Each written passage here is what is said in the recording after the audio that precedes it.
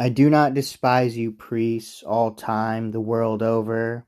My faith is the greatest of faiths and the least of faiths, enclosing worship ancient and modern, and all between ancient and modern. Believing I shall come again upon the earth after 5,000 years, waiting responses from oracles, honoring the gods, saluting the sun, making a fetish of the first rock or stump, powwowing with sticks in the circle of obis, helping the lama or Brahmin as he trims the lamps of the idols, dancing yet through the streets in a phallic procession,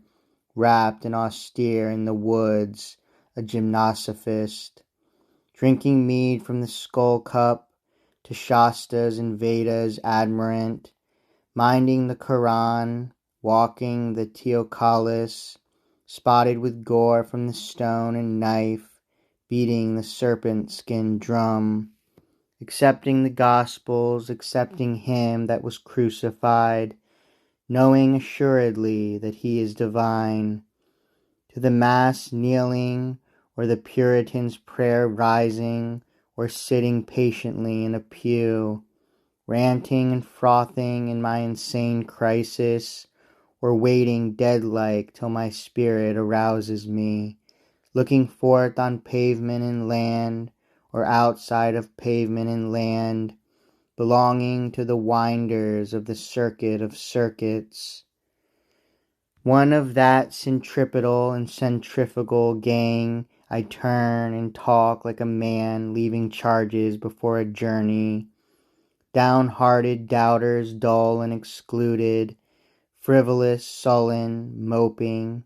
angry, affected, disheartened, atheistical. I know every one of you. I know the sea of torment, doubt, despair, and unbelief. How the flukes splash, how they contort, rapid as lightning, with spasms and spouts of blood.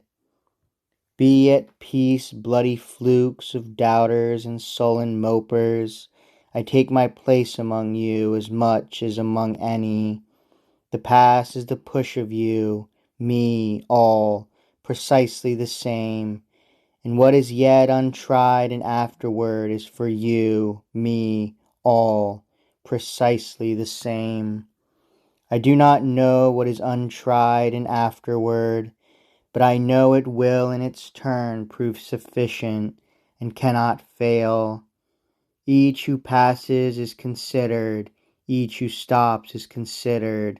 not a single one can it fail. It cannot fail the young man who died and was buried, nor the young woman who died and was put by his side,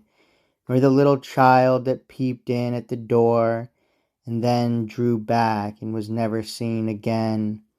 nor the old man who has lived without purpose and feels it with bitterness worse than gall, nor him in the poorhouse, tubercled by rum and the bad disorder, nor the numberless slaughtered and wrecked, nor the brutish caboo called the ordure of humanity, nor the sacks merely floating with open mouths for food to slip in, nor anything in the earth, or down in the oldest graves of the earth, nor anything in the myriads of spheres, nor the myriads of myriads that inhabit them, nor the present, nor the least wisp that is known.